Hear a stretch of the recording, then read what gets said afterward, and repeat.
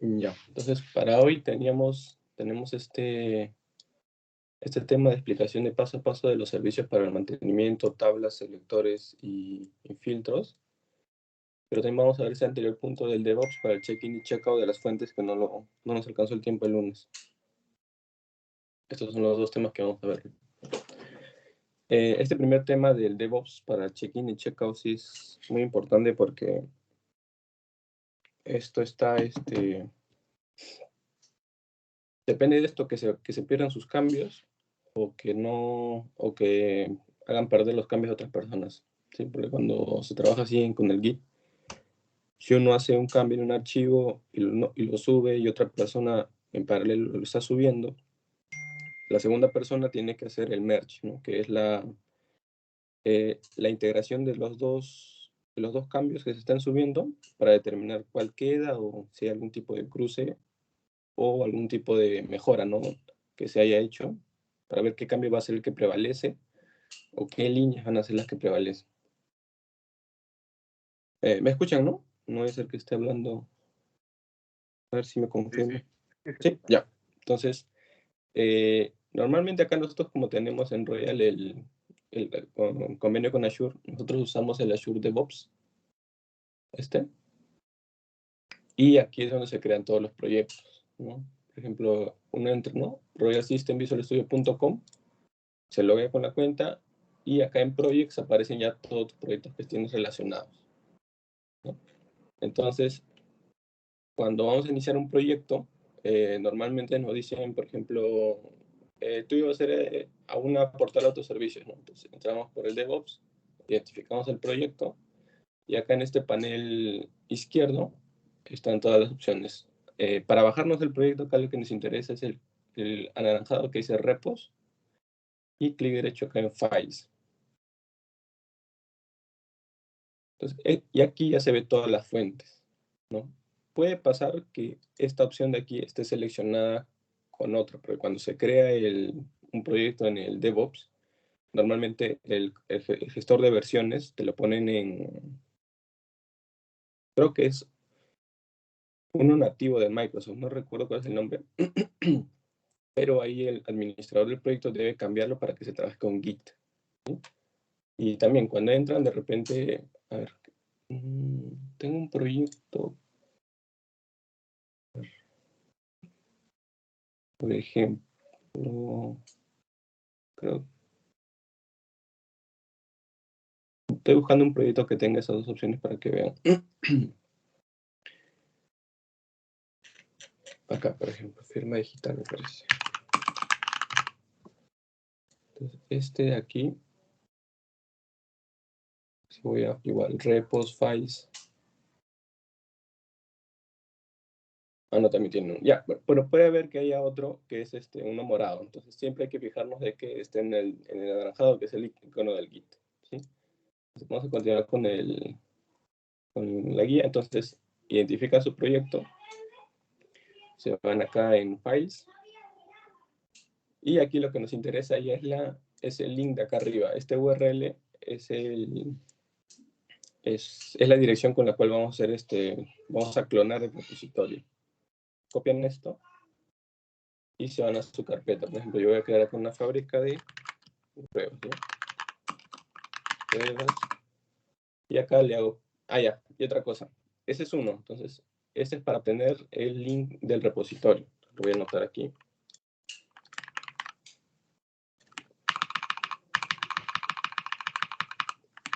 ¿No? Entonces, como les dije, nosotros estamos trabajando con Git.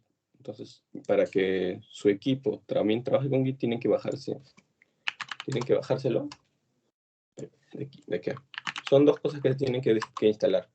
Primero es el Git, que es el motor. Entonces acá se van a la página principal de Git. Acá le dan descargar para Windows. Se lo voy a pasar por el chat.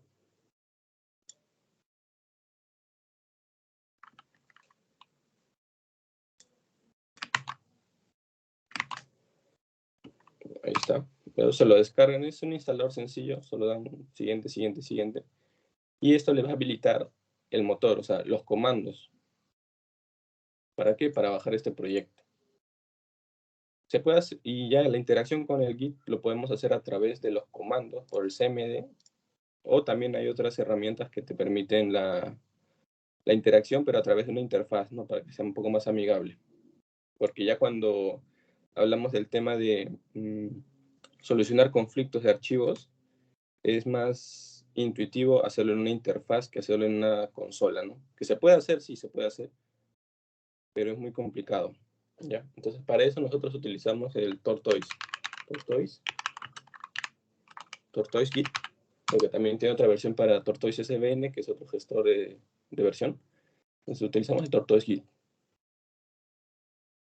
Acá también igual le dan descarga, es gratis, y se los voy a pasar aquí. Ah, no. Ya, sí, ahí está, Tortoise. Entonces, lo descargan igual, siguiente. Y cuando, por ejemplo, estén en una carpeta en el file, en el explorador de archivos, ustedes cuando le dan clic derecho, les va a aparecer esta versión de Git, ¿no? Git clone, Git create, Git Tortoise Git. O sea, estos tres botones son lo que acabamos de instalar del Git Tortoise. Adicional, yo tengo este Tortoise SVN, pero que este es para otro gestor de versiones, pero son estos tres, ¿sí? Entonces, acá para descargar nosotros el proyecto, solo le dan clic derecho y el primero, ¿no? Git clone. Me va a clonar. Pues aquí te va a pedir la URL. Entonces, la URL es la que nosotros hemos guardado, que la podemos jalar de acá del proyecto, repos, file, copian el link de arriba. O directamente, a veces cuando comenzamos un proyecto ya nos dan el link, ¿no? Si no lo tenemos, podemos buscar en los proyectos en los que estamos, nos han agregado, ahí podemos ubicar el proyecto, entramos acá y ya tenemos la URL del repositorio. Entonces lo copiamos, solamente modificamos ese campo, copiamos acá y le damos OK. Y esto ya, de repente en la primera vez que lo utilicen, les va a pedir sus credenciales, ¿no? Porque como estos son repositorios privados, ponen las mismas que tienen de su Azure.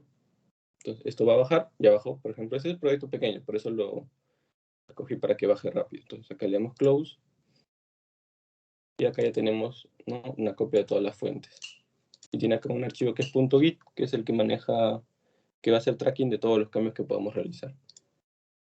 ¿Ya? Y acá aparece un check verde. Cuando está el check verde es que nosotros, la máquina usuario, nosotros no tenemos cambios por subir. ¿Ya? Cuando está en rojo, por ejemplo, voy a entrar aquí, voy a crear un archivo, por ejemplo, ¿ya? Un archivo de pruebas. Ah, y otra, acá le pongo, ¿no? 1, 2, 3, 4, 6, contenido. Entonces, si yo voy aquí, acá me sigue saliendo en verde, porque yo no estoy modificando un archivo, ¿no? Estoy agregando uno, entonces no lo toma. Entonces, visualmente parece que hemos subido cambios, pero estos archivos que están así son nuevos, no se toman en cuenta por default. Entonces, ¿qué tenemos que hacer? Para ya subir ese cambio que hemos hecho, ¿no? Primero vamos a hacer una prueba de un archivo nuevo, luego vamos a modificar uno que ya está, y al último vamos a probar cuando haya un cruce.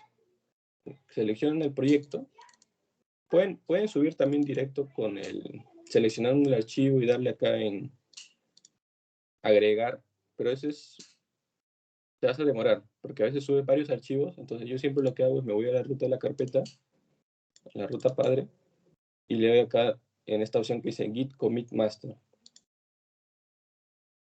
Entonces se abre esta ventana que tiene dos partes. En la parte de arriba va a ir el mensaje que va a acompañar al cambio, que aquí hay que tratar de, sí, ser detallado con lo que estamos subiendo. Y cuando subamos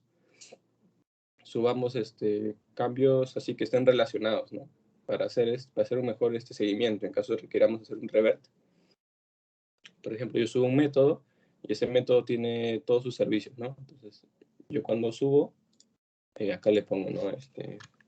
Métodos para actualización de clientes, por ejemplo. ¿Ya? Entonces, hay otra cosa. Por default, los nuevos archivos no te los va a seleccionar. Entonces, solo te va a seleccionar el Tortoise las modificaciones. Entonces, siempre cuando entremos aquí, le demos a este icono que es All para que se seleccionen también. Y acá le damos en commit y push, ¿no? El botón de acá abajo. Si no le pones comentario, te va a salir inhabilitado. Entonces siempre tienes que ponerle comentario obligatoriamente. Actualización. Acá le doy commit. Y esto va a enviar.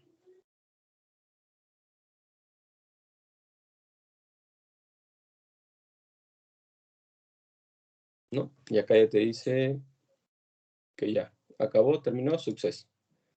Y le das close.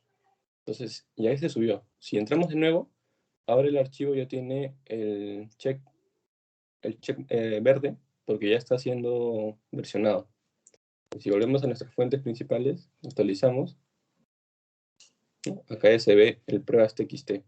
Entonces, acá con este voy a simular que es otro equipo que está interactuando también con el repositorio. Entonces, por ejemplo, otra persona entra, se baja el proyecto y lo edita. Entonces acá le pone otro método, otra clase, ¿no? Sobre el mismo archivo. Y él también hace lo mismo, ¿no? De su commit. Y acá le hace modificaciones. Y él también lo envía. Entonces, yo para bajarme los cambios que ya están arriba, que están en el repositorio, normalmente, ¿no? Al inicio del día lo que hago es clic derecho en el proyecto, Tortoise Git, y me voy a la primera opción que es Pull, ¿no? Pull es para descargar los cambios que hayan hecho en el repositorio principal. Entonces le doy Pull, le doy acá OK, y esto va a bajar todos los commits que no sé que se hayan hecho desde la última vez que yo hice. Acá baja, y acá vemos que hubo un cambio, ¿no? Un cambio, y acá creo que son las 4 líneas del archivo. Entonces le doy close. Entonces, si yo entro de nuevo y veo mi archivo, ¿no? Acá ya están los cambios que de la otra persona, ¿no? Entonces yo así hago. ¿Qué otra cosa puede pasar? Por ejemplo, que yo hago cambios sobre un archivo, ¿no? Por ejemplo, acá le agrego, o sea, un cambio así bien fuerte, ¿no? Le agrego cosas en el medio, se agrega un método, o cambio variables, ¿no? Entonces hago modificaciones y en paralelo otra persona está trabajando en el mismo archivo, ¿no? Otra persona acá de su equipo se bajó el cambio y luego él también puso nuevas cosas. Así. Como totalmente distinto, o hizo algunas correcciones y lo sube él primero, ¿no? El que sube primero no tiene problema, sino es el que sube segundo. Entonces él lo subió ya, me ganó. Pero yo también tengo mis cambios en ese mismo archivo o clase o... ¿no? Esta es una prueba sencilla. Esto puede ser un archivo Java, puede ser un archivo SQL, cualquier archivo, hasta una imagen. Entonces, esta otra persona lo sube, pero cuando lo suba, ¿no? Acá le digo mis cambios. Y acá por default se selecciona porque esta es una modificación, no es un archivo nuevo. Entonces, aquí le doy commit.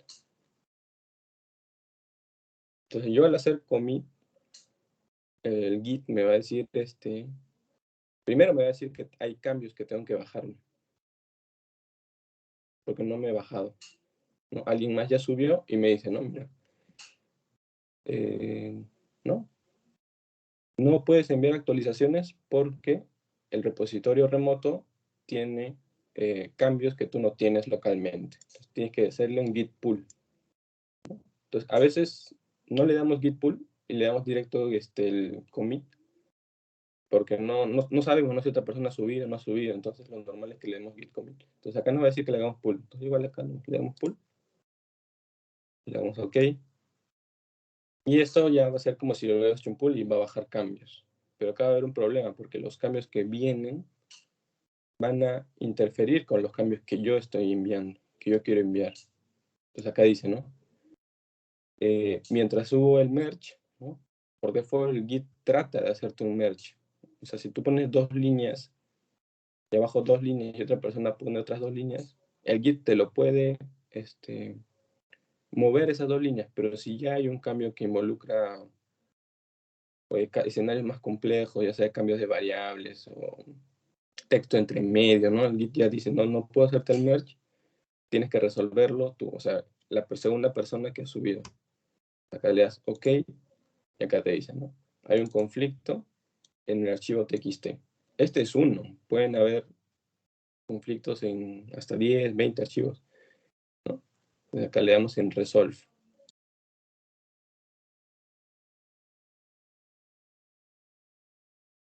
Entonces, el resolve nos va a abrir esta ventana, como que se resolve, con todos los archivos que tengan conflictos. Entonces, si yo lo cierro esto, imaginemos que lo he cerrado, ya lo voy a minimizar. Entonces yo voy a mi archivo, mira, acá ya me aparece un warning. Entonces si yo abro mi archivo y digo, no lo quiero hacer, no, tengo que arreglarlo en ese momento. Porque si yo abro el archivo, me aparecen estas cosas, miren. Este head, estas separaciones, ¿no? Con cuál es la diferencia y cuál va a quedar. Entonces, a veces me ha pasado que yo he visto fuentes que le ha salido un conflicto, lo han cerrado, dijeron no pasó nada, pero no, pues sí pasa, porque el archivo principal es el que se queda con, digamos, ambos cambios y con estas etiquetas de head y esta etiqueta de sesión. ¿Para qué? Para que el Git lo pueda resolver. Bueno, nosotros lo podamos resolver. Estas son como que sus guías para que la interfaz pueda, ahorita vamos a ver, discernir, ¿no? Cuáles son los dos cambios que están haciendo conflicto. Entonces, muy importante, no tenemos que cerrar esto, sino tenemos que hacerle, seleccionamos el primero, ¿no? Doble clic para que nos abra esto, ¿no? Aquí está. Al seleccionar doble clic, ya, entonces seleccionamos doble clic y nos va a abrir esto. Acá hay tres paneles, ¿no? Izquierda, derecha y el centro. Acá en la izquierda nos van a mostrar los cambios que ha subido, que están en el repositorio principal. Y acá a la derecha nuestros cambios. Y acá en el centro dice merge, ¿no? Entonces, nosotros tenemos que unir esto y esto a criterio propio para decir, ¿no? Cuál es el cambio que va a quedar. Entonces, eso es lo complicado, porque por eso normalmente cuando programemos, siempre programemos para abajo, ¿no? Si queremos un método, el método al final, no lo pongamos en el medio o al inicio, ¿no? Porque si no ocurre todo esto, siempre para abajo. Entonces, aquí, por ejemplo, lo que tenemos que hacer es identificar, ¿no? Por ejemplo, acá, en nuestro merge, lo que yo normalmente hago es, cojo el contenido principal, lo pego abajo. Luego, a ver, ahí está.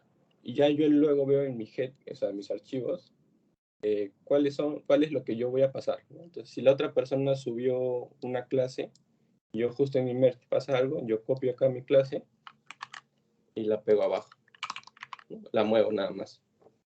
Entonces, siempre, si tú conoces tus cambios, trata de usar lo que ya está arriba, ¿no? Copia lo de arriba, copia lo que está en la izquierda, y aquí haces tu enter y pegas si tienes nuevos métodos al final, ¿no?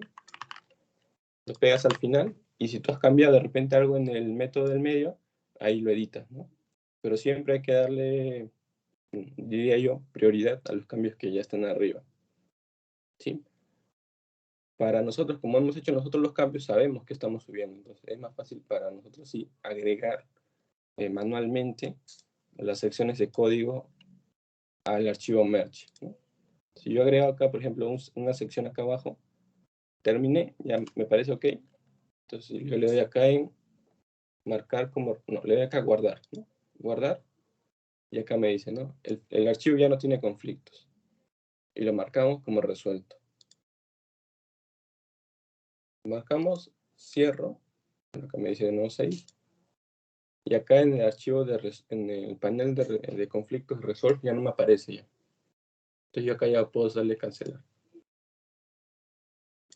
Entonces si yo abro mi archivo de nuevo, ya no aparece el warning, y ya no aparecen esas líneas, sino aparece todo el archivo, el que está en el repositorio, más lo que yo he agregado.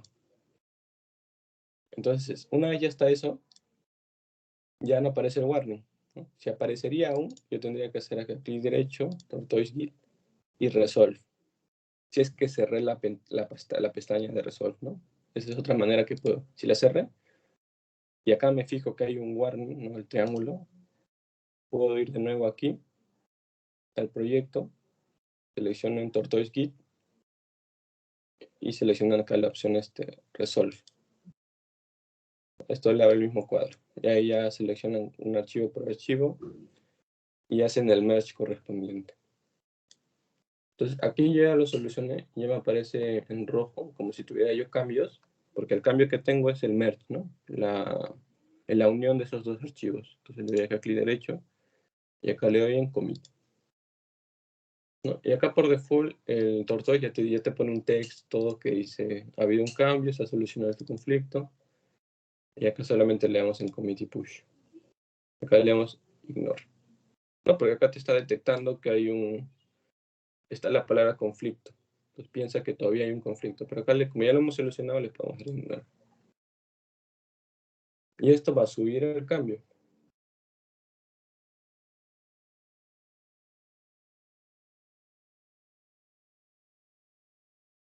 Ahí está. Vamos al proyecto principal. Si refresco, ahí va a estar la sección última que yo agregué. Ese es el caso un poquito más complejo, pero siempre ahí dando prioridad a los cambios que están arriba. Otro caso que les puede ocurrir es cuando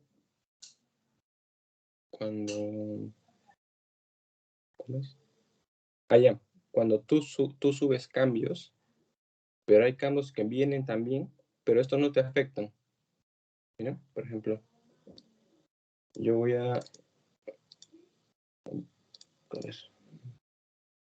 proyecto principal y voy a crear un archivo, ¿no? Este va a ser test2. Y acá le voy a poner cualquier cosa. No voy a... Es otra planta. Acá lo guardo. ¿No? Entonces, ahorita en el repositorio principal hay un archivo que yo en mi repositorio local no tengo. Pero yo voy a continuar haciendo mis cambios, ¿no? Por ejemplo, de repente todo esto no me sirve, yo le voy a poner otra cosa. Entonces, en este escenario, yo tengo cambios, el repositorio tiene cambios, pero estos no me afectan a mí. Si no me afectan, no va a haber un commit, no va a haber un conflicto, ¿no? Cuando suba,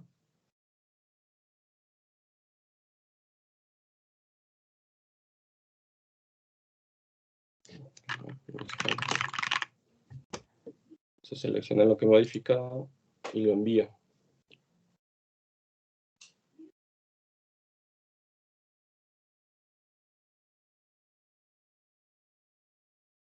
No, entonces acá me dice igual, tienes cambios. Entonces tú los bajas, normal. No son conflictos, ¿eh? Sino es que tu repositorio está desfasado. Entonces, tú los bajas y aquí te puede salir o no te puede salir conflicto. Y como vimos, no tienen nada que ver, entonces se baja todo completo. Entonces tú le das close y acá, mira, esto es importante, ¿eh? Muy importante, porque mira, acá te aparece en verde, entonces uno piensa que ya lo subió. Pero no, pues tú estabas subiendo y en la mitad te dijeron que bajes cambios. Entonces no terminaste de subir, no hubo un push final. Entonces, cuando pasa eso, que estamos subiendo y nos interrumpen el flujo, ¿ya? Tú bajas, tienes que darle acá de nuevo clic derecho, commit, tortoise git y push, porque es commit y push, ¿no? Son dos partes. Pero en este flujo que vimos, nos interrumpieron porque nos dijeron tienes que bajar primero. Lo bajamos y ahora tenemos que hacer el push. ¿Para qué? Para que continúe la segunda fase. Esto creo que es lo que siempre me pasa, que yo subo, vienen cambios, pero no me afectan, pero sí me interrumpen el flujo del git. Entonces yo tengo que darle de nuevo, aún está en verde, tengo que darle en tortoise git y push. Alejandro, ¿puedo preguntar algo? O después. Sí, sí. En bueno, en ese conflicto que mostraste de que dos personas pueden estar utilizando o eh, después de hacer ¿no? el Ya, pull, yo obtengo la última versión, digamos, al inicio del día, ¿no? Y sí, quiero trabajar sobre el mismo archivo, no sé, digamos que Hugo y yo. sí, Entiendo que esta herramienta lo que hace es permitir hacer ese cambio indistintamente, ¿no? O sea, no es claro. que yo lo pueda marcar diciendo a todos, ¿no? Hola, yo por si acaso voy a estar trabajando en este, No, en o sea, este, en este archivo, ¿no? claro, los archivos están públicos para la modificación de todos los que están, todos los participantes. Ya cuando se hace la subida, el primero que sube no va a tener problemas, pero el segundo que sube sí va a haber hoy un cruce. Entonces, esa segunda persona tiene que copiar los métodos que están viniendo y ahí con el panel, ¿no? Pasar sus métodos uno por uno abajo. Ya, sí, no, lo que quería, o sea, No ver se si es bloquea. que no hay Ujú. no hay una posibilidad así como en el Tour 6 de decir, pues, marcar ese archivo para que otra persona no lo coja mientras yo esté modificándolo. Marcar un archivo. No, no. O Lo sea, otro, ponerlo que no está disponible, ¿no? Por el momento, yo estoy trabajando en él. no, No, no no. existe. Sería bueno.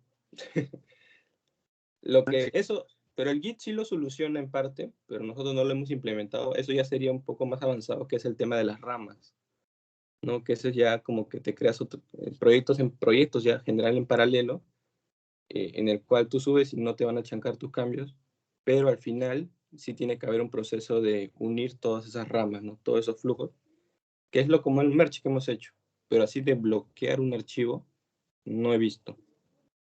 Por eso, más que nada, cuando nosotros nos dividimos los requerimientos del proyecto, acá nos separan, ¿no?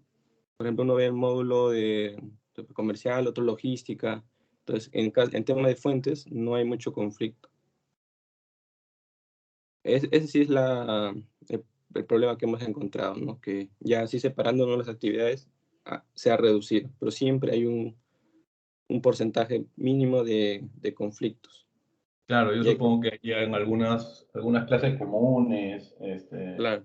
beans que debe modificarse Sí, a por veces, eso ¿no? claro, estos cambios comunes, nosotros, bueno, al menos tenemos en el proyecto de, por ejemplo, Java o Angular, tenemos todo como un módulo común, ¿no? Y solo una persona se encarga de modificar ese módulo común, ¿no? Para que no haya ese tipo de conflictos. Ok, Ah, claro. va más por organizarte, ¿no? Que la Sí, más herramienta. proceso que la propia herramienta te lo bloquee. Acá sí está público para su modificación. Ujú. Ya, ok, continuamos. Ya, entonces, este caso donde he hecho el push aparte, sí hay que estar bien atentos porque visualmente uno ve el verde y dice, no, ya se subió, pero como te interrumpió el flujo, hay que estar siempre atento a eso. Ya, y ya, eso sería todo lo relacionado con subir y bajar cambios. Ya hemos visto cómo clonarlo, ¿no? Se van al DevOps del proyecto, vamos a Files, y aquí les mencioné, ¿no? Pueden haber acá varios tipos de gestores de control de versión, ¿no? Por default seleccionamos el Git, o que el administrador habilite el repositorio con Git, ¿no? Copiamos el link y ya hemos visto cómo hacer el clonado, hemos visto cómo bajar cambios, subir cambios, solucionar los conflictos. Y este caso último que les mencioné, ¿no? De que a veces subes, te interrumpen el flujo, tienes que siempre asegurarte con un push, ¿ya? Esto igual lo pueden hacer por comandos, de repente alguno que ya maneja por CMD, también se puede, pero visualmente creo que es un poquito más complicado. Entonces, ya, ese sería el punto el que nos quedó pendiente, ¿no? Que es el de control de versiones, con el DevOps para hacer el check-in y check-out de la fuente. El siguiente paso ya es la explicación de vamos a revisar los servicios para el tema de mantenimiento, selectores y filtros en la parte de Java. Entonces, para eso yo voy a abrir un proyecto que tengo acá de ejemplo, que es la parte del backend todavía.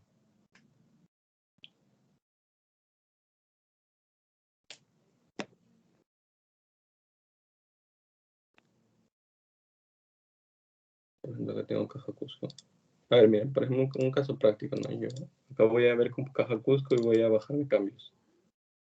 Voy a la ruta del padre y le doy 14 git, pum. Ok.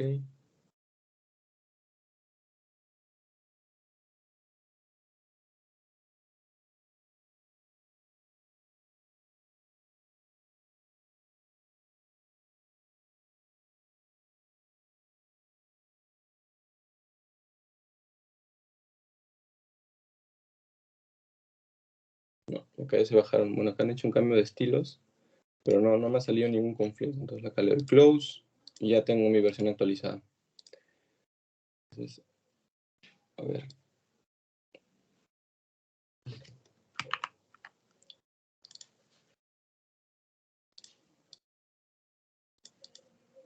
Ya, acá abrimos con el Eclipse, que es el IDE que yo manejo. El otro es hay otro Eclipse que es uno verde, Spring Boot Tools, que está igual trabajado bajo una base de Eclipse, pero tiene unas opciones adicionales. Aquí en lo personal no lo he utilizado.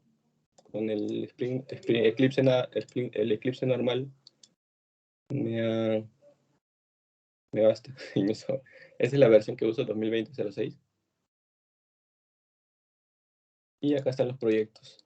No sé si lo mencioné, pero todos los proyectos que manejamos están... O sea, el gestor de dependencias es el Maven, ¿sí? Entonces, todos los proyectos, por ejemplo, si acaben, el .project, .class, .target, log, settings, no están versionados, porque estos archivos están siendo ignorados por el control de versiones adrede, porque estos proyectos son del Eclipse, ¿no? Incluso hasta este git ignore no debería estar versionado. O sea, todos nuestros proyectos APIs de Java, lo único que deben contener es carpeta de source y archivo POM. Todos estos. Vamos a hacer una prueba, por ejemplo, Spring KPI API. Esto lo voy a borrar, ¿no? Y normalmente cuando trabajas fuentes, te lo bajas y está así nada más, dos elementos. Entonces, para importarlo, creo que esto ya lo vieron, pero igual lo revisamos. Copian la URL, van al proyecto, importan, y acá le dicen Maven, y acá dicen Existing Maven Project. Pegan la ruta, y acá ya reconoce el POM. Entonces, esto con el class finish, y acá ya se generan recién el punto settings, el punto project, ¿no? El target. Todos estos archivos son propios del Eclipse, que no los subimos porque a veces mi ruta de file local, estos se guardan en estos archivos de config de class, project, ¿no? Todas las referencias. Entonces, como de computadora en computadora varía, no lo subimos, solo subimos source y POM. Ya, entonces, por ejemplo, acá tengo ya el proyecto acá importado. Y vamos a revisar uno de los casos de mantenimiento de tablas, por ejemplo, ¿no?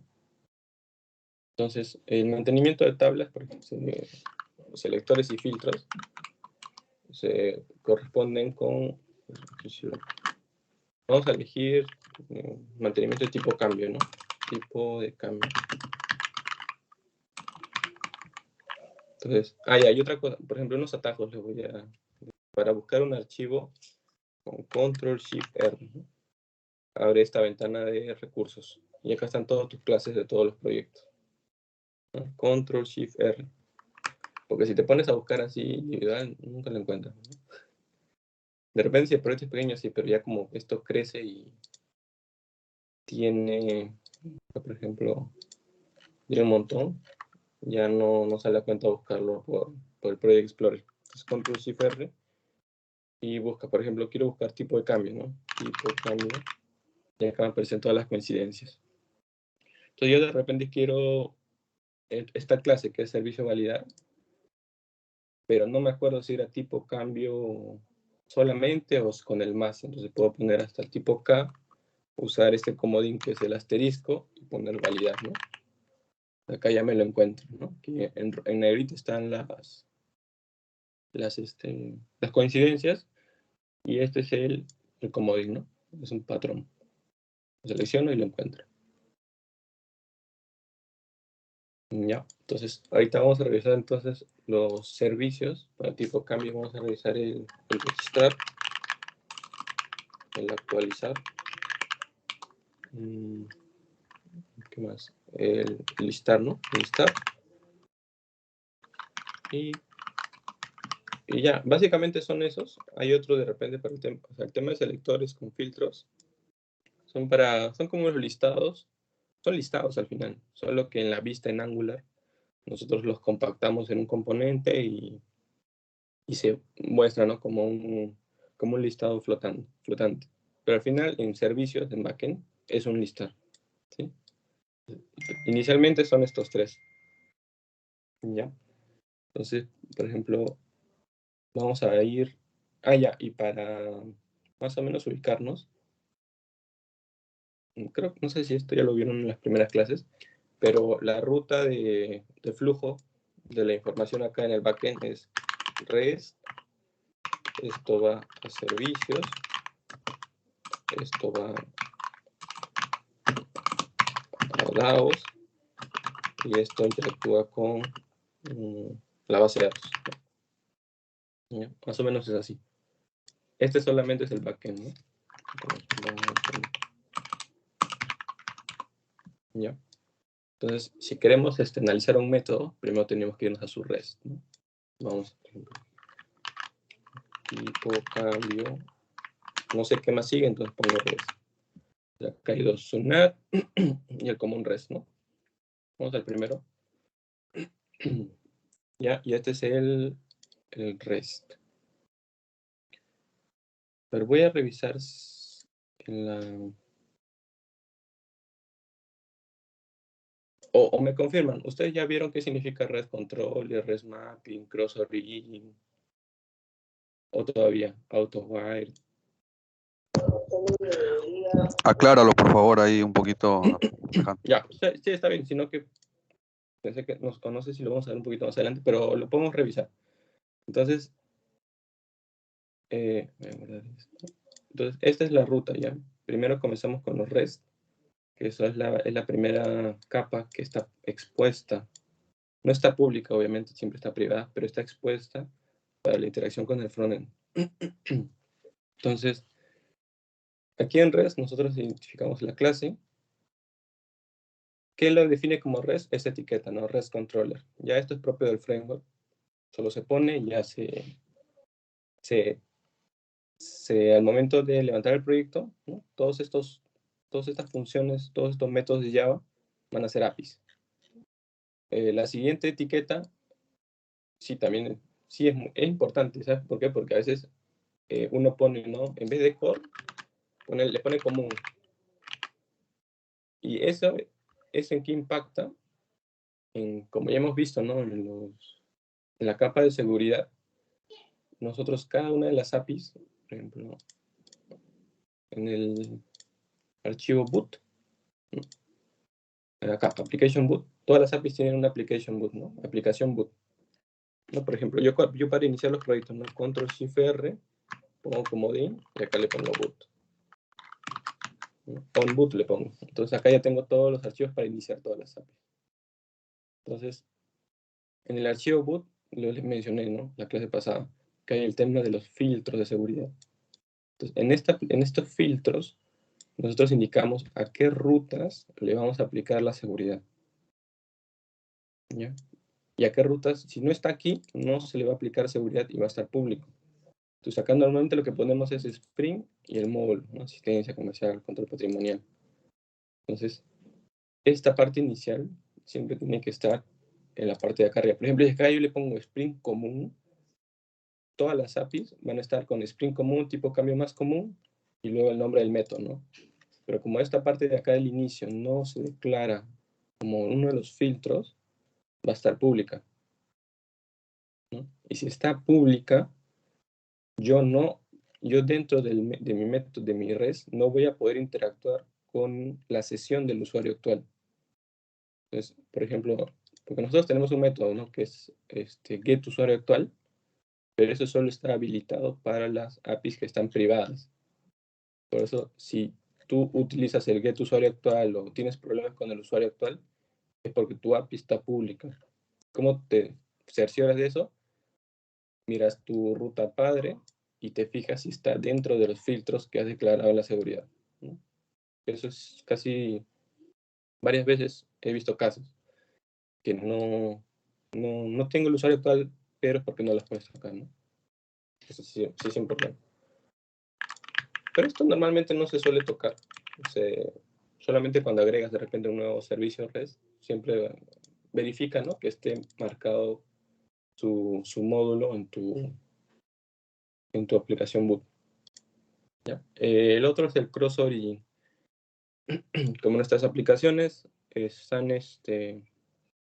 son dos sistemas aparte, ¿no? Uno que es el Angular y otro que es Java. Entonces se le pone cross origin para que pueda haber una interacción entre dos sistemas separados. ¿Ya? Bueno, acá ya es para hacer loggers, ¿no?, para imprimir en archivos y guardar eventos, ¿no? Pero eso es tal cual, ¿no? Un logger estático y se crea con este logger manager y se le pasa la clase, ¿no? Esto ya lo puedes utilizar en cualquier método y con punto debug puedes escribir mensajes. Pues creo que es una de las últimas sesiones, pero también hay varias formas de hacerlo, de debugar, ¿no? O de repente, ahí lo van a ver, ¿ya? Entonces, lo otro es el AutoWire. Este AutoWire sí lo van a ver en la capa de REST, lo van a ver en servicios. En DAO, pues muy poco, pero también lo pueden ver. Este AutoWire sirve para hacer la inyección de dependencias, ¿no? Entonces, si yo estoy, acá como les menciono, yo estoy en REST, yo con lo que voy a interactuar van a ser con servicios. Entonces, en el REST yo tengo que declarar servicios, ¿no? Declaro una variable privada, pero si, como ven acá, yo en ningún momento le hago esto es igual a new, ¿no? No lo instancio. No se instancia porque todo está con inyección de dependencias, ¿no? Entonces, o sea, ¿eso qué quiere decir? De que al momento de levantar el proyecto, solamente se hace una instancia de servicio y ya luego esa se distribuye en todos los que tengan, en todas las clases que tengan este AutoWire, ¿no? AutoWire es con un cableado. Entonces, el servicio ya está inicializado, ¿no? Entonces, ¿qué puede pasar? Que ustedes agreguen a un REST un nuevo servicio por X motivo, entonces no le ponen el AutoWire.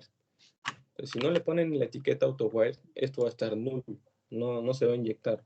Siempre tiene que ver su AutoWire. Puede pasar, ¿no?, que agregas, por ejemplo, en la capa de servicio, ¿no? Acá están los DAOs. No lo agregas, sino copias solamente, porque está en otra clase, tú lo copiaste y no le pusiste, te va a caer cuando interactúes con una de las funciones, ¿no? Quieres hacer un punto listar, te va a tirar un null pointer. ¿Por qué? Porque esto está como nulo. Y es por este AutoWire. Y otra cosa, de repente tú le has puesto el AutoWire, pero aún así no te lo inyecta, es porque tu servicio, no, ahorita vamos a entrar, en servicios también hay etiquetas, que es service. Esta parte de value es opcional, yo la dejaré así. Esto también. Entonces, ya vamos a revisar. Entonces, la segunda capa es de servicios. Entonces, la capa de servicios no tiene muchas etiquetas, como la de REST, solamente tiene esta que es @service, ¿no? Está el paquete que es de Spring Framework. Entonces, esto le dice que esta clase puede ser inyectada. Entonces, si tú no le pones service, pero sí le pones el AutoWire, no va a funcionar. Tiene que ser aquí y en el otro lado, ¿no? Esas son todas las razones por las cuales, aún poniendo el AutoWire, les tira un null pointer. ¿Ya? Entonces, es importante. Ya, entonces, para seguir el flujo, el último ya es los DAOs, ¿no? Entonces, tu servicio va a llamar a un DAO, que lo normal es que tenga como prefijo el nombre de tu tabla. Entonces, igual, ¿no? Este DAO tiene acá el AutoWire. ¿Cuál es la diferencia? Que en el DAO no se llama service, no se llama repositorio. ¿Ya? Eso también sirve para que sea inyectado. Listo. Entonces, ya más o menos ese es el flujo, ¿no? REST, servicio, DAO, y los DAOs ya nosotros interactuamos con la base de datos. Ahorita les voy a mostrar cuáles son los métodos. Volvemos a REST. Ya tienes declarado tu AutoWire, ya tienes declarado tus etiquetas, así se les dicen. Y aquí ya, por ejemplo, vamos a ver uno de los métodos. Por ejemplo, ya, registrar. ¿No? Creo que puede ser un poquito de espacio para verlo más claro. Ya. Entonces, incluso vamos a quitar todo esto para que no nos... Porque uno ve esto y como que de repente lo ve complejo, pero al final es puro... No, entonces acá ya se ve un poquito más limpio, ¿no? Este es un public, este es el objeto que retorna.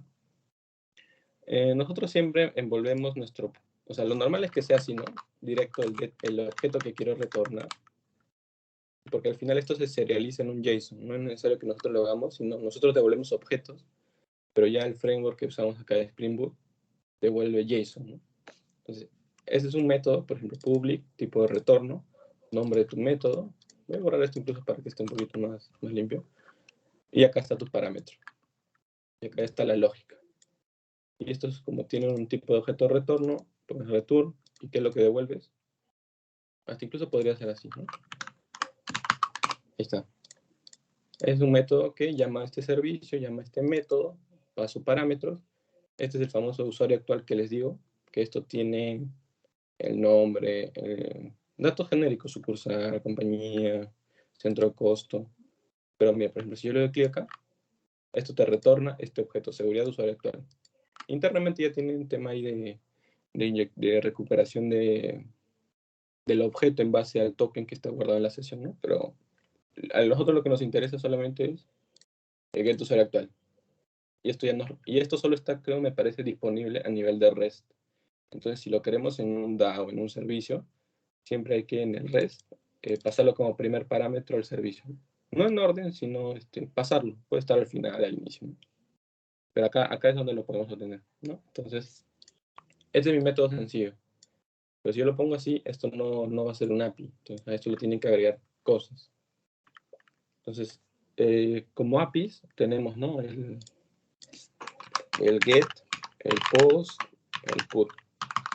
Que estos son los tres que utilizamos mayormente. Incluso el put es el que utilizamos más seguido. ¿Ya? ¿Cuál es la diferencia? Que el get es que el get no te permite enviar, ¿no? Desde Angular, o desde el cliente, ¿no? Desde el browser, no te permite enviar un objeto complejo, ¿no? O sea, te permite enviar por la URL, ¿no? Tú quieres listar, por ejemplo, ¿no? HTTP, ¿no? Por ejemplo, 10, no sé. Y acá puerto, y acá string, core, tabla, listar. Entonces, el get solamente es es una URL plana. O sea, si tú quieres pasarle parámetros por el slash, ¿no? Por ejemplo, el código 10, ¿no? Pero tú cuando quieras, no sé, pues, más o menos, nosotros cuando listamos, por ejemplo, no solamente mandamos un código, sino mandamos todo un objeto que tiene la página actual, la cantidad de registros, ¿no? Entonces, es un objeto más complejo. Entonces, para esos objetos más complejos, utilizamos el put o el post. Técnicamente son lo mismo, ¿eh? Pero por convención, el post lo utilizamos para registrar y el put cuando hacemos alguna actualizar, ¿no? Pero podrían utilizar ambos, es lo mismo. ¿Qué es la diferencia del get? Es que estos dos manejan como que un parámetro especial que puede llegar a ser más complejo, que es el body.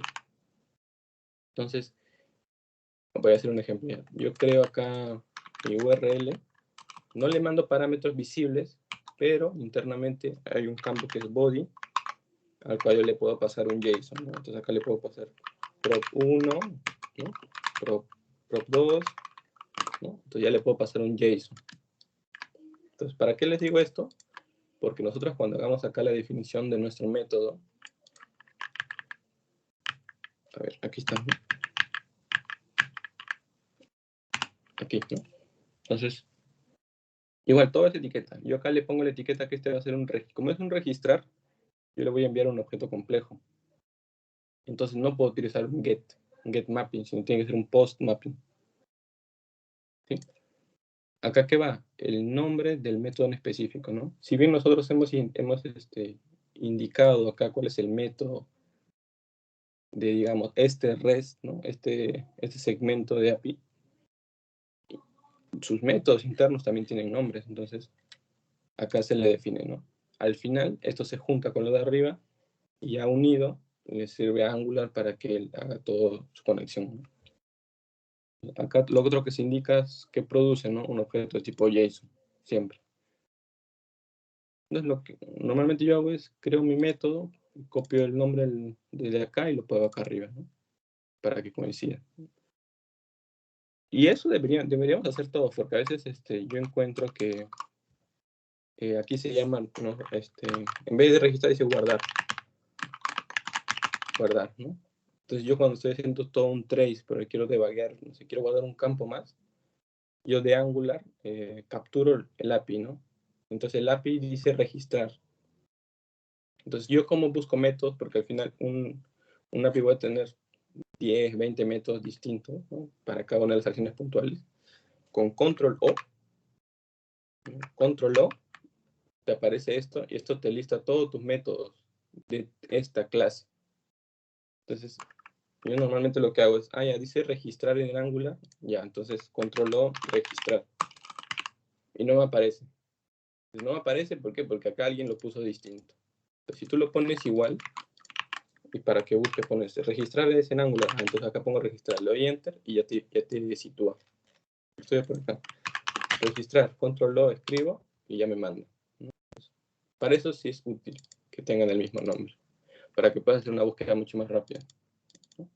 Porque si no, si esto dice guardar, yo quiero buscar rápido, registrar no hay, entonces tengo que darle con control F y hacer la búsqueda por la cadena. Pero ¿qué puede pasar? Que te encuentres con esto, ¿no? Que en algunos comentarios, en alguna descripción ya está el registrar, entonces te vas a demorar hasta encontrar el método en sí. Por eso sí, póngalo igual. Entonces, esa es la etiqueta que dice que esto va a ser un post. Luego, lo otro que les dije es que hay un parámetro complejo que es el body. Entonces, en el parámetro tienes que ponerle esta otra etiqueta que es request body. Si no le pones, esto no se va a inyectar con lo que venga de Angular. Entonces, si tú de Angular tú le mandas un objeto, tú no le pones este request body, este DTO va a estar como nulo. Entonces, cuando tú quieras insertar e interactúas con el DTO punto, no sé, get código o get nombre, o le quieras setear, no sé, la auditoría, no set fecha creación, te va a tirar un null pointer porque este DTO no está instanciado, no está inyectado. Entonces, siempre ojo con el request body. ¿Ya? ¿Qué más? Ya, lo otro, el tipo de retorno, ¿no? Acá yo les mencioné que nosotros lo envolvemos en otra clase que es response entity. Es tal cual, es tú codificas tu método y al final le pones entre estos menor y mayor response entity. ¿Esto para qué sirve? Para que adicional al objeto que tú estés retornando, puedes indicar algo más puntual, ¿no? De repente creado, el HTTP status, ¿no? Que tiene creado, no sé, pues, creo que delete también, o empty, creo. No creado. Ya. Found, o sea que encontraste algo. Por ejemplo, cuando hagas un obtener por ahí, puedes ponerle found.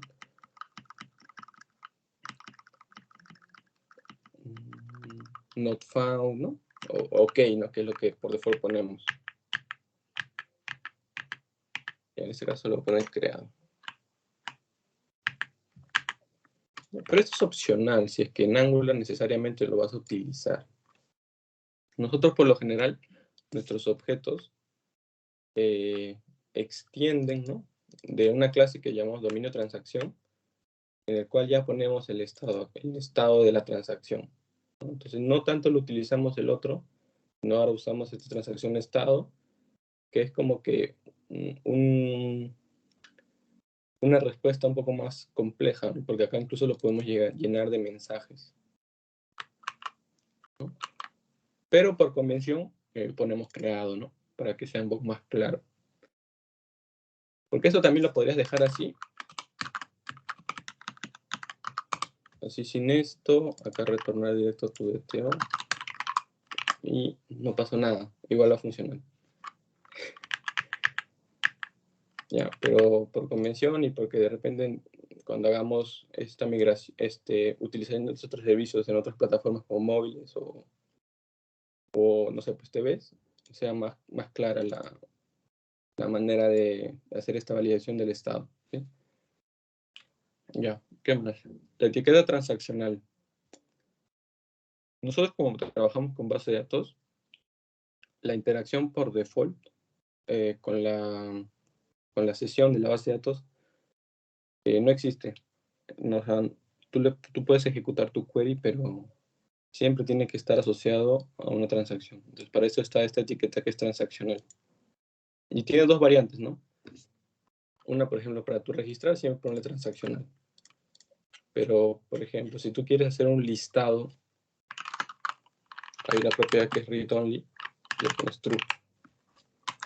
Pues con esa propiedad no creas una transacción, porque la transacción también tiene una peculiaridad, ahorita que lo vamos a ver, que puede y no puede ser beneficiosa. Pero entonces tú le pones read only y tú el objeto que obtengas, de repente no te va a bloquear una tabla, ¿no? Porque a veces si le pones transaccional y de repente tu query puede bloquear tablas. Entonces, para el registrar, para el actualizar, para eliminar, siempre transaccional. Para los listados, con read only, ¿no? Y acá viene esa otra etiqueta que es el API Operation. Esta etiqueta es para documentación, ¿no? Porque al final nosotros, por ejemplo, todas nuestras APIs podemos exportarlas a un documento donde está toda la documentación. Entonces, para tener ese documento lleno, ¿no? En este caso utilizamos el Swagger, que es Swagger, ¿no? Que es un gestor así de documentos. A ver si tengo uno abierto para que lo vean. Va a abrir en IIS, porque acá tengo otro proyecto que ya está levantado. Por ejemplo, creo. Entonces, ese es similar en Java.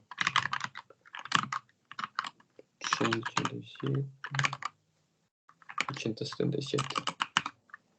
Por ejemplo, aquí.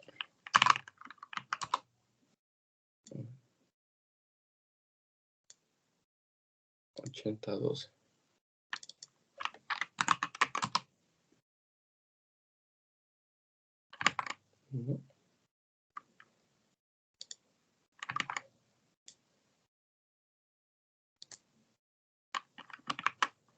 En el momento, Visa. Ya está pagado esto.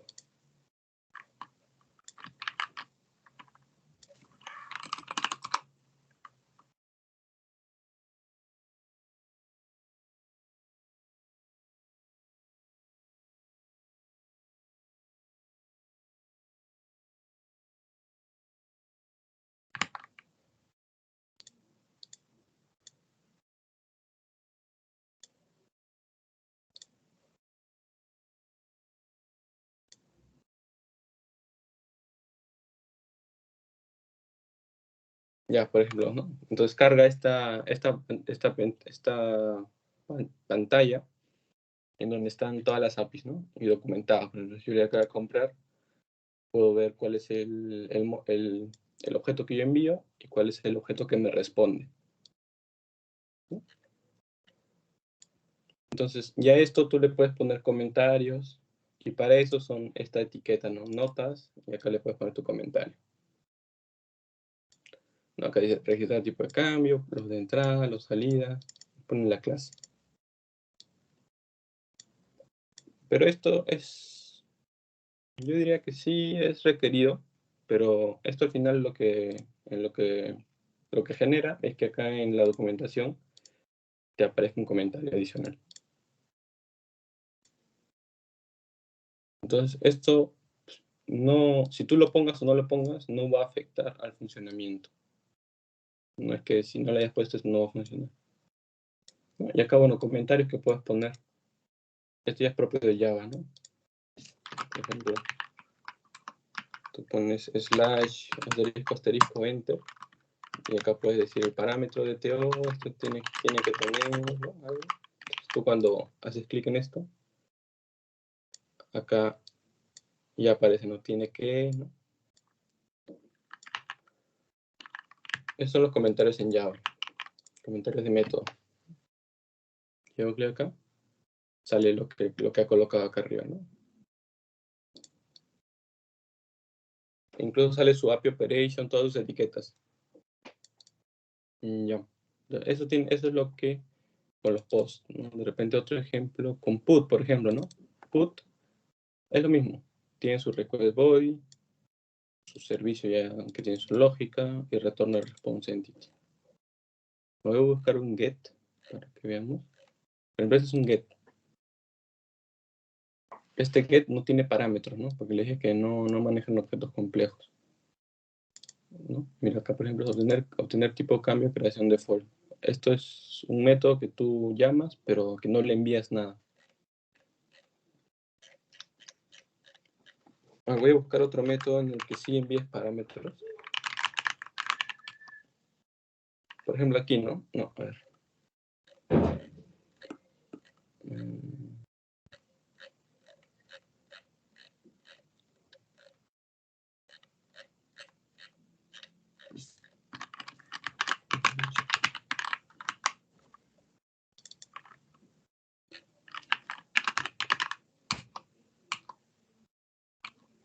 Ya, este de acá es perfecto. Por ejemplo, este es un get mapping. Que acá lo que le mencioné, ¿no? En la URL van a estar los parámetros, pero esos son parámetros de tipo de dato primitivos, ¿no? Pueden ser cadena, strings, integers, tipos decimales, ¿no? Double o booleanos, creo me parece si se puede. Entonces, ¿cómo se utilizan estos? Por ejemplo, todo esto yo no lo recomendaría, porque si acá estás haciendo un obtener, es porque acá le estás pasando una APK, ¿no? O un objeto. Entonces, esto yo lo pasaría a un post, y en el post yo creo un objeto Java que me tenga todas estas propiedades, ¿no? Porque ¿qué pasa? Si yo aumento un campo, voy a tener que editar esta línea. Entonces, mejor yo lo haría por un post. Todo esto ya no lo creo porque va a ser enorme. Y lo envío como un objeto en el parámetro, ¿no? Porque miren, acá, por ejemplo, los parámetros, es bastante. Pero pueden haber casos así puntuales en los cuales aparece un parámetro. Entonces, si es un campo nada más, no vale la pena tanto convertirlo en post. Pero si ese campo de repente mañana va a ser 3 o 4, sería bueno definirlo ya como un post. Entonces, por ejemplo, aquí, ¿cómo se utilizan estos parámetros? Son con estas llaves. Entonces, al ponerle llaves, le dices al proyecto que luego de esta palabra van a venir parámetros. Y este nombre tiene que estar acá abajo, ¿no? En la lista de parámetros, entre las paréntesis. Y estos tienen también sus propias etiquetas. La principal es esta, ¿no? Que es una variable de tipo path, ¿no? De la URL, path variable. Y la otra que se pone también es el validated, ¿no? Para que siempre tenga un valor.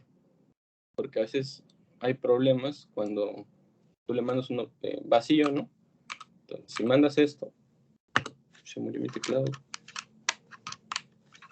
Entonces tú cuando le mandas valores, a ver, ahí queda así, esto ya da un error, ¿no? Porque acá estás diciendo que es válido y no le está pasando nada, entonces. Eso es otro, ¿no?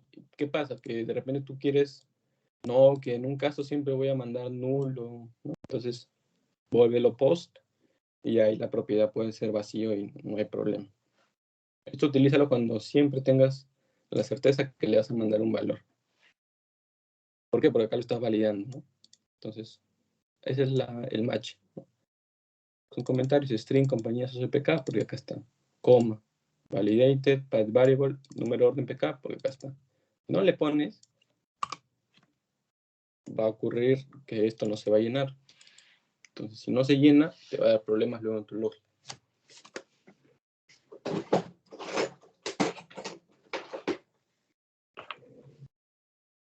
Y ya, ese sería como que el get, ¿no? El get, ya vimos el post, ya vimos el put.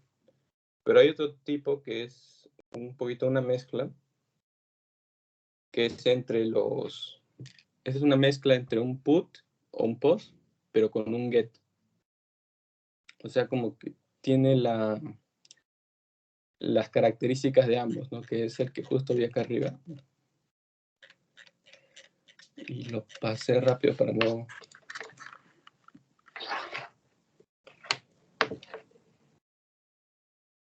Este otro caso es acá, por ejemplo, ¿no? Eso también yo considero que no... O bueno, sí, está bien. Que es que tú a un put, aparte de su body, tú lo juntes con los parámetros de un get. ¿No? Este es un poquito... O sea, usas las dos características que son individuales para el otro, pero que también en un put tú puedes pasar parámetros. Entonces, no hay problema.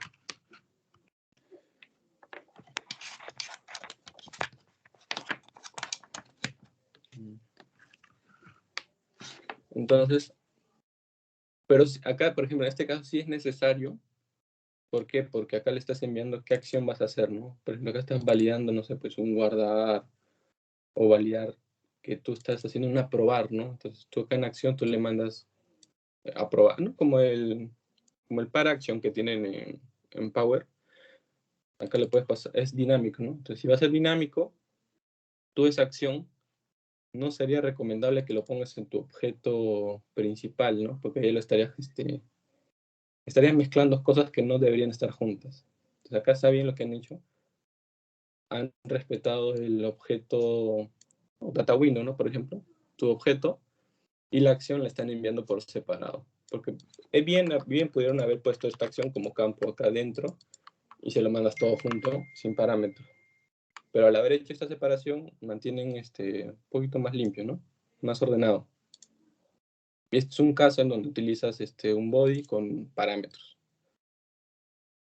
Ya que aquí aplica lo mismo. Si no le pones etiquetas, los valores van a ser nulos. ¿Ya? Entonces, ya hemos visto entonces a nivel de REST, cómo van a ser, ¿no? Por ejemplo, en el obtener DTO, por ejemplo, es un obtener. Allá voy a ponerlo aquí. Luego de registrar un obtener. Entonces, ya con lo que les he explicado, podemos revisar un registrar, por ejemplo, ¿no? Entonces, acá está el registrar. Y acá llamamos aquí en el servicio, ¿no? Capa de servicio. Que hemos puesto aquí. De REST llamas a servicios. Puedes llamar también a un DAO, pero casi siempre a nivel de REST vas a llamar a servicio, porque en servicio vas a tener que hacer, no sé, lógica, ¿no? Si hay lógica de negocio, lo pones aquí. Aquí no hay que ponerlo, porque si no vamos a estar separando. Se puede poner, sí, pero va a estar desordenado. Y luego para darle mantenimiento es bien complejo. Entonces siempre hay que, a nivel de servicio, vamos a poner validaciones, vamos a agregar datos por default, ¿no? Entonces voy a entrar al registrar. Para este caso se le ha puesto core insertar, ¿no? Yo diría que acá para seguir la convención, acá deberíamos poner el registrar también. O poner este core acá arriba y acá arriba, ¿no? Para que todos tengan ahí una correlación. Pero bueno, sí lo han puesto aquí. Entonces, acá en el servicio, acá lo que le mandan es el usuario actual, ¿no? El objeto que tiene todos los datos de sesión. Y el DTO, el objeto que le está mandando Angular, ¿no? Angular te está mandando un objeto con todas estas características.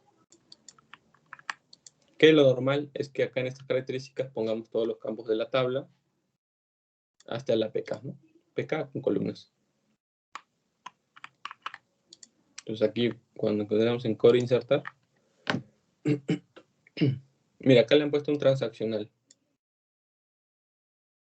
Y acá arriba también ya tiene. Entonces, solamente a nivel de REST es necesario. Acá ya no sería necesario esto. Ahí va a funcionar. ¿No? Entonces, ya, acá lo que han hecho es... Ya, entonces nosotros trabajamos con DTOs, les dije, ¿no? Me da un momentito. Me llamaron. ¿Qué me habrá llamado? Ya, nosotros trabajamos con DTOs, ¿no? Estos no son objetos de base de datos, sino son como sus copias. Entonces, pero nosotros para interactuar con el gestor, que es el ORM, que es el Hibernate, nosotros tenemos que trabajar no con un DTO, porque acá tú no le dices qué tabla es. Bueno, acá hay comentarios, pero tú no le dices, Java no le dice qué tabla es, ¿no? No le dice esta columna con cuál hace match. Entonces, para eso hay otros objetos que son los bin, que acá le han puesto bin tipo cambio más, ¿no? Este objeto es el que sí tiene todas las etiquetas necesarias para interactuar con el Hibernate y con la base de datos, ¿no? Entonces, por ejemplo, acá en la primera línea de un insertar, vemos que hay un método que es obtener bin, que es del DTO, ¿no? Es una función que te va a retornar el objeto de base de datos ya armado. Esa es la primera línea que vamos a revisar. Entonces, obtener bin, ¿cómo vamos a un método, no? Con control click. ¿No? Entonces, este método, está dentro de nuestro DTO, ¿no? Que era nuestra copia para que trabaje con Angular. Entonces, abajo hay un método que es obtener bin, donde instancian un objeto de tipo bin, que es el objeto que está con las etiquetas, ¿no? Con el nombre de la tabla, que este es el que va a entrar. ¿Aló?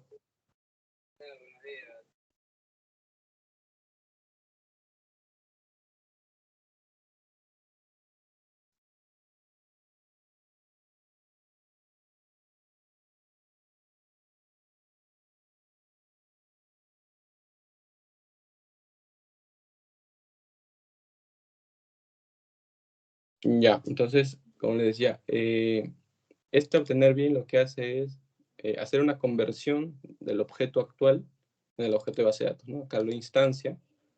Bueno, y acá llaman de nuevo otro obtener bin. Pero acá lo que hace es pasarle los valores, ¿no? El objeto PK les pasa al campo, le pasa el campo y te lo retorna ya armado, ¿no? Eso es lo que hace esta primera línea. Pero voy a cerrar todo porque ya me voy a tipo cambio más acá. Entonces estábamos aquí. Eso es lo que hace la primera línea. Esto transforma el objeto DTO en un objeto de base de datos. Pues antes de seguir avanzando, vamos a ver este objeto de base de datos. Cómo está compuesto, ¿no? Igual, etiquetas. Todo está con etiquetas.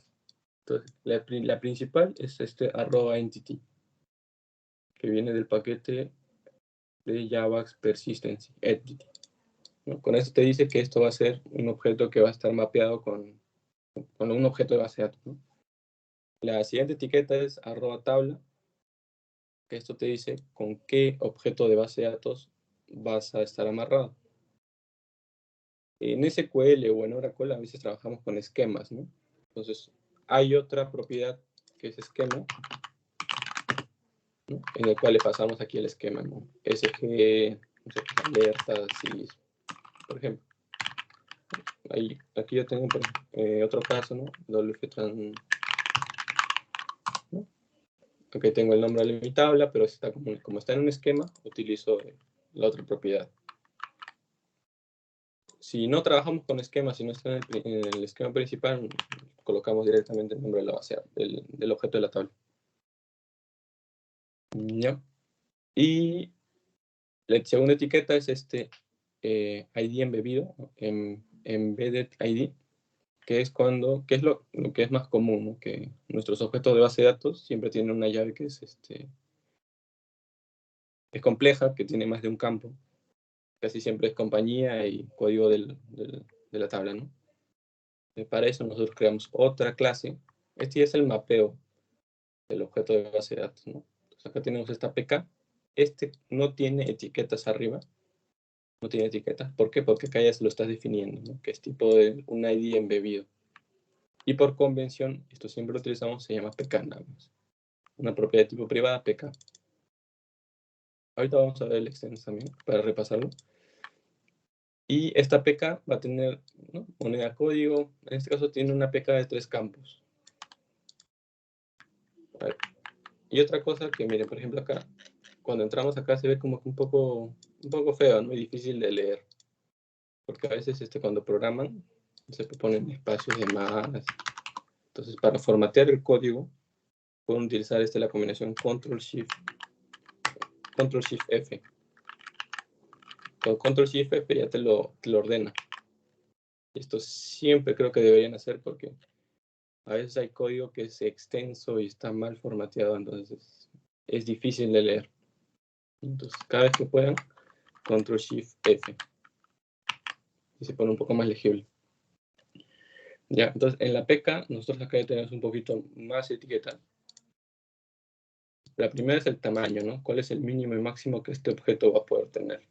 Esto lo ponemos para que el error no llegue a esta base de datos, sino acá más en servicios, salte y diga, ¿no? El mínimo para esa columna es 0 y el máximo es 2. Y las otras etiquetas son que no admita valores nulos y tampoco admita valores vacíos, porque es una PK. Y la tercera, que es la que vamos a utilizar en los otros campos también de la tabla principal, es la de columna. Acá indicamos el nombre de la columna. ¿Por qué? Porque a veces yo he visto que le ponen hasta tildes en las columnas. Le han puesto una vez una tilde, por ejemplo, no me acuerdo qué tabla, y nosotros aquí no le habíamos puesto la tilde, entonces esta columna no existía en la base de datos. Entonces, si no existe, no va a guardar y se va a caer, porque va a decir invalid column name, ¿no? Entonces, para esos casos, nosotros en el nombre del atributo le ponemos, en el nombre de la propiedad le ponemos un nombre correcto, ¿no? Sencillo, lineal. Pero en el nombre de la columna acá podemos colocar tildes, incluso guiones, ¿no? Si acá yo le pongo un guión, se cae, porque un guión es un menos. Entonces, si a veces pones un guión, acá no puedes ponerle un guión, ¿no? Entonces, por esta propiedad, tú le puedes acá poner tu guión, ¿no?, tu slice, no sé, como esté definido en la base de datos. Luego, el length, ¿no?, que se viene a complementar con el size. Y si admite valores nulos, ¿no?, que refuerza esto. Igual, eso es para los string. Y el otro, para un tipo date, para un tipo integer, para un tipo big decimal, ¿no?, números, no le tienes que poner este size o ponerle un length, ¿no? Tiene otras propiedades. Por ejemplo, si tú acá le pones @size, o sea, no le vas a poner un tamaño de caracteres a una fecha, ¿no? Pero sí me ha pasado que yo, por ejemplo, he querido copiar y pegar, ¿no? Porque estoy haciendo mi mapeo, copio y pego, cambio el tipo de dato, pongo integer, acá le cambio, no sé, pues a id, y digo, ya está, ¿no? Y no, pues si vas a copiar, tienes que copiar viendo que cumpla, ¿no? Entonces, si vas a crear un integer, mejor búscate un integer que esté abajo y recién copias, porque si lo dejas como integer, acá le pones size, internamente cuando haga la validación, va a intentar hacer un id.length, ¿no? .length para validar de que estés dentro de este rango. Pero como es integer, se va a caer. Eso también he visto, que a veces ponen propiedades que no corresponden a un atributo que es de otro tipo, ¿no? Que si bien se puede poner, el Eclipse no te valida eso, pues, pero es uno de los problemas que he visto. Y puede pasar por copiar, ¿no?, un mapeo. Y ya, entonces, ese es el PK. Ponemos un constructor vacío y también ponemos un constructor con todos los 3 parámetros, ¿no? ¿Por qué? Porque más adelante de repente queremos hacer instanciarlo y va a ser más rápido pasar a los parámetros que instanciarlo y luego utilizar los métodos set, ¿no? ¿Qué más tiene este objeto PK? Nada más, solo lo de abajo ya son métodos get y set, ¿no? Que son métodos de acceso. Como todo está en privado, pues si ustedes crean ya sea DTO o ya sea cualquier clase de Java y quieran generar esos get y set, también hay otro atajo, ¿no? Con Alt Shift S y luego clic acá, generate getters and setters, ¿no? Acá si ven hay un guioncito acá abajo que dice R. Entonces si ustedes presionan R ya se abre, entonces más rápido, ¿no? Control Shift S, R, y yo lo que hago es tab, no, es Control Alt Shift S, R, tab, Enter. Esto me selecciona todo, sigo dando tab, se pone en general y le doy Enter, ¿no? Esto ya me lo genera y lo hago más rápido. Y para terminar siempre, ¿no? Control Shift F para que me formatee en caso hay algún... se haya desordenado un poco. Esto rápido sería así. Y listo. Entonces, eso es lo que compone esta APK. Volvemos al objeto principal. Y acá está, por ejemplo, ¿no? Cuando es Big Decimal, de repente queremos indicarle datos como la precisión o escala. Tiene también sus valores. Entonces, aquí, bueno, acá han puesto validaciones, pero ya con lo que les he explicado, esto ya lo entendemos, ¿no? Big Decimal, nombre de la columna, admite valores nulos. Y acá también. Adicional a eso, yo he visto que en algunos casos ponen esto para los objetos de tipo fecha.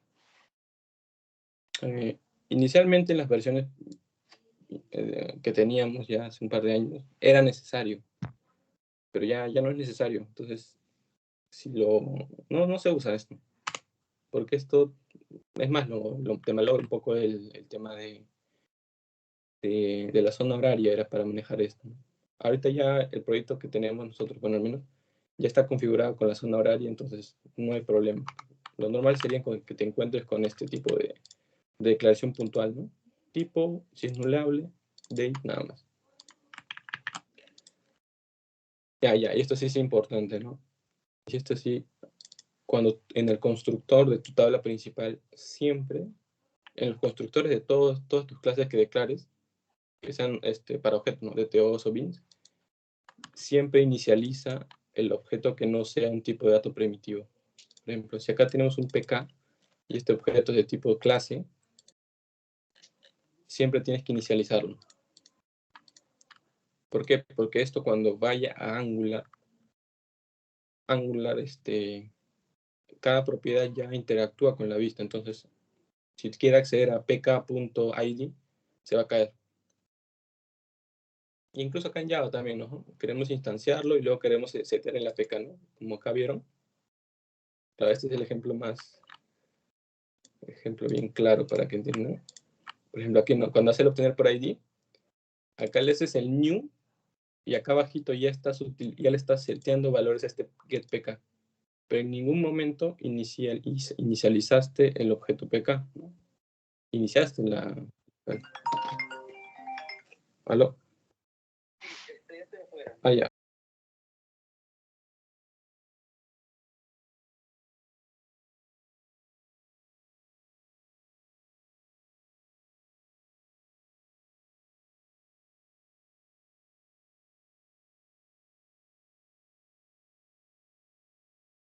Ay, muchachos, aprovechemos que Alejandro tiene que atender un tema. No sé si tendrán alguna duda, inquietud, algo donde poder aclarar algún punto en particular.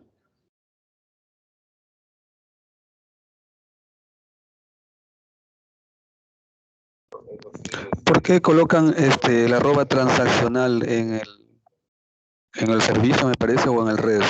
Que ahí yo me perdí un poquito, Darío. Recuerden que todas las operaciones que deberíamos hacer a nivel funcional debe ser atómico. ¿Ya? Entonces, si yo voy a hacer una operación, un registro de un movimiento de almacén, yo tengo que hacer el registro en la cabecera, el registro en el detalle, en el registro en el Cardex o el registro en otras tablas. en un solo bloque. Entonces, el que administra todo ese proceso, si es transaccional, va a ser la etiqueta. Ahora, ¿de qué depende que yo lo ponga en la capa de datos, en la capa de servicio o en la capa REST? Porque no hay una norma clara o específica que yo especifique, ¿sabe qué cosa? Yo lo voy a poner a este nivel. ¿Qué pasa o qué sucede con lo que es aplicaciones que manejan distintos procesos? O sea, distintas transacciones que no son dependientes. Digamos, ¿no? Yo puedo hacer el movimiento de almacén, pero el tema de la impresión o el control de la impresión no es parte del tema transaccional. Yo podría imprimirlo después. Entonces, yo pongo transaccional o pongo dos etiquetas transaccionales en dos métodos diferentes. Entonces, el arroba transaccional va a obedecer a la necesidad del negocio. La norma o el estándar debería ser que se administre todo desde el REST. Pero eso puede ir cambiando en base a la necesidad que ustedes puedan tener, ¿no? A qué nivel quieren manejar el tema transaccional. Ahora, un tema a adicionar. El arroba transaccional solo trabaja con lo que es Hibernate. Si yo, dentro de ese método, yo llamo stores, ese arroba transaccional no tiene ese alcance. Ya es como si fuera, es una transacción aislada. Entonces, si yo quiero hacer uso de esta arroba transaccional como lo estamos haciendo, todas mis operaciones con base de datos deben ser a nivel de JPA o el Hibernate. Usar los genéricos, ¿no? DAO, delete, el registrar o el actualizar. Sí, no sé si Carlos, si con eso puedo resolver tu duda. Sí, está más claro, Darío, gracias. No sé si hay algo más que quisiera aclarar, algún otro punto o precisar.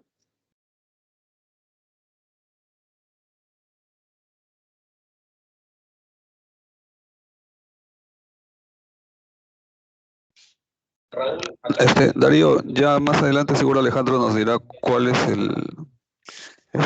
la palabra reservada para utilizar ya stores, ¿no? ¿Para utilizar qué cosa? Stores, store procedures. Pero ¿han visto cómo ha hecho una sentencia select?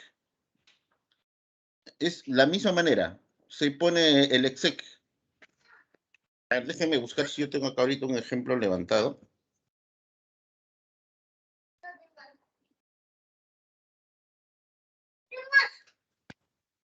Ya volví ya. Alejandro, Sí. un favor. Carlitos quería saber cómo se llamaba un store para poder cerrar la consulta.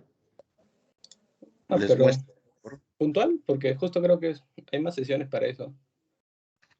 Para cerrar la pregunta. Ya está bien. Por ejemplo, No, si es que se va a tratar más adelante, no hay problema. Más adelante lo podemos ver y podemos continuar, ¿no?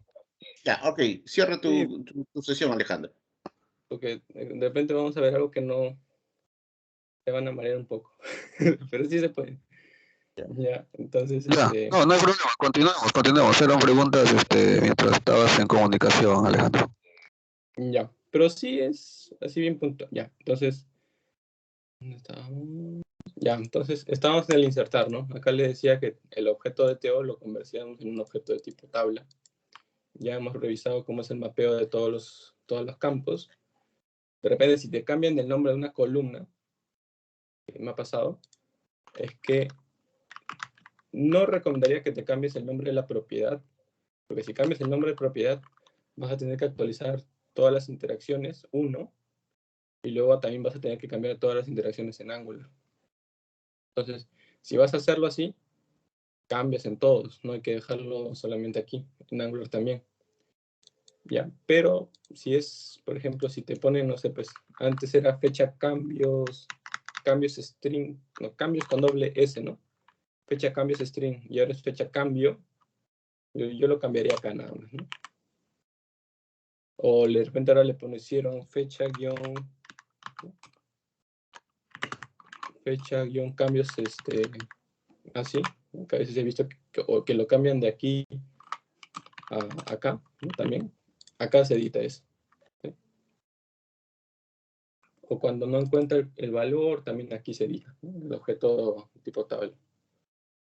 ¿No? Entonces, una vez ya tenemos la conversión, ¿no? Que es la primera línea, llamamos a un método que también se llama core_insertar.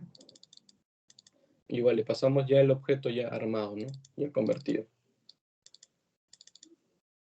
Entonces, bajamos. Bueno, y ya para terminar el circuito acá arriba, para continuar con el de abajo, acá lo que haces es setear al DTO, ¿no? Que es tu objeto, tu conexión con Angular, el resultado de la operación. Al final tu operación es esta línea. Acá le ponen set transacción estado, la obtienen de la transacción estado, pero del objeto que te retorna tu operación. Lo mismo con los mensajes. ¿Sí? Entonces, esto es, primero, obtienes tu objeto, ejecutas tu operación te retorna un resultado, por eso estamos con el igual. Y en esta parte final, asignamos el resultado de la operación al objeto DTO para que Angular lo gestione, ¿no? Si es un OK, guarda, ¿no? Digo, aparece el mensaje de que guardó tal cosa, o si es un error, muestra la lista de mensajes. Entonces, ya en este objeto operación core_insertar, se ejecutan igual otros tres acciones. El primero es un preparar_insertar, que va a setear valores por defecto. Esto ya es convención que tenemos, porque en un mismo método podrías poner todo, ¿no? Pero ahorita lo estamos separando un poco. Entonces nosotros acá primero preparamos el objeto, hacemos validaciones de negocio, insertamos el objeto y acá devolvemos, ¿no? Todo OK, ningún mensaje de errores. Entonces, en el primer preparar vamos a ver. Bueno, pero el preparar e insertar, nosotros lo tenemos en este servicio. Igual es un servicio que se llama validar. Igual que este servicio implementa, se llama validar. Y acá tienen el preparar e insertar. Entonces, ¿esto qué es lo que hace? Que si está nulo, lo inicia, Eso está raro, ¿no? Ah, ya, si está nulo, lo retorna para que no haga nada. Y acá le coloca, ¿no? La fecha. Acá hace algunas acciones, por ejemplo, la fecha le quita las horas y le pone el formato correcto. Incluso llama a otro preparar básico que lo que hace es poner la auditoría, ¿no? Con los datos del usuario actual.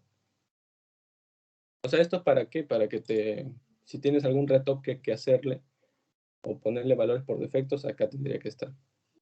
Y también la auditoría, ¿no? Acá se la pone de la ficha actual y del usuario. Entonces, una vez lo tienes preparado, lo retornas y ya comienzas a aplicar tus validaciones de negocio. ¿Cómo las aplicamos nosotros? Creamos una lista de tipo, este objeto dominio mensaje usuario. ¿Por qué no una lista de tipo string, no? Porque se le diría lo más directo. Porque nosotros en este objeto, nosotros tenemos qué tipo va a ser, ¿no? Un error, una advertencia, un éxito, una información, una pregunta. O sea, al final el mensaje va a salir, pero ¿para qué nos ayuda esto? Para saber el color con el que va a salir, ¿no? Que a veces en Angular mostramos en color rojo, error, verde, éxito, azul, información, ¿no? Entonces, acá nosotros no solamente devolvemos un string, sino devolvemos un código, el título, el mensaje, un objeto más complejo. Entonces, creamos una lista de eso y llamamos al validar para que haga sus validaciones, ¿no? En vez de tiene también otro core insertar. Básicamente esto lo que hace es ¿qué hace acá? Ah, ya, por ejemplo, aquí lo que hace es obtiene si hay algún duplicado, ¿no? Por ejemplo, si acá ya insertó el tipo de cambio, acá lo obtiene, y si es distinto a nulo, o sea, existe, retorna un error, ¿no? A ver qué hay acá. No, acá el registro ya existe en el maestro, es una constante. Y lo agrega a la lista y lo retorna. Si tenemos más validaciones, acá lo podemos poner, ¿no? La lógica. Igual eso también lo hubiéramos puesto acá todo junto, pero tampoco es más disgregado. Entonces, luego de terminar tus validaciones, ¿no? Si tiene valores, o sea, si no está vacía, al objeto principal le pones este estado, ¿no? Validación que falló ahí. Y le pones toda la lista que has estado recolectando arriba. Y lo retornas. Si retornas esto, esto se inyecta en el DTO y esto llega hasta Angular y te dice ahí toda la lista de mensajes, ¿no? Ya luego de validar, ya haces ahora sí la inserción a base de datos. La inserción de base de datos es a través del DAO, ¿no? Como les dije aquí. Los DAOs son los que interactúan con la base de datos. Entonces, igual, este DAO tiene un core insertar que puntualmente lo único que hace llama a un método que es dis.registrar, donde le pasan el objeto y retorna el objeto mismo. Este método es un genérico que tenemos, porque este método registrar lo que llama es aquí, mira, por ejemplo en el DAO, creo que no lo revisamos, pero extiende de una clase genérica a la cual nosotros le pasamos el objeto y la PK. Y ya con estos dos tipos, como esto ya tiene el mapeo, llamamos a este método registrar que es genérico, que está dentro de este objeto genérico DAO implement. Y si le buscamos, lo que hace ya es interactuar con la base de datos, ¿no?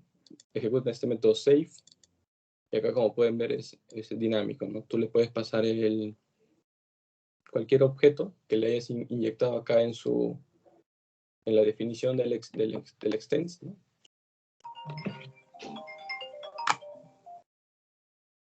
¿Aló?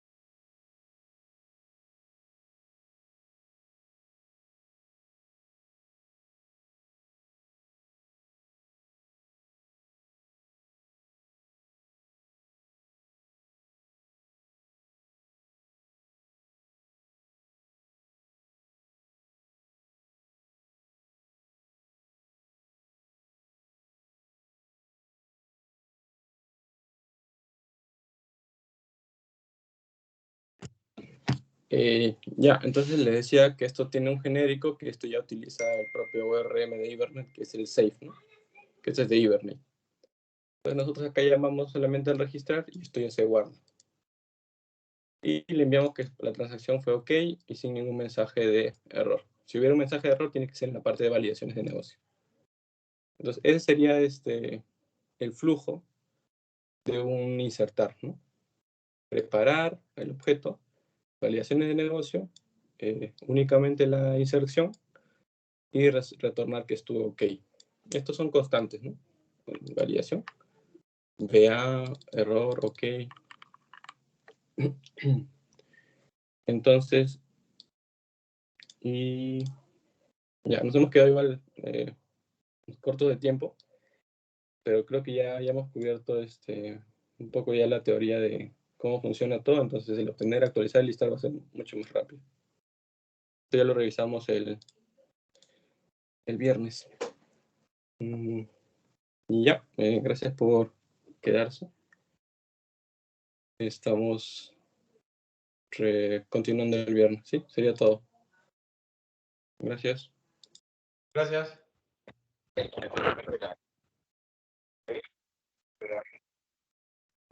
Alejandro, una cosita.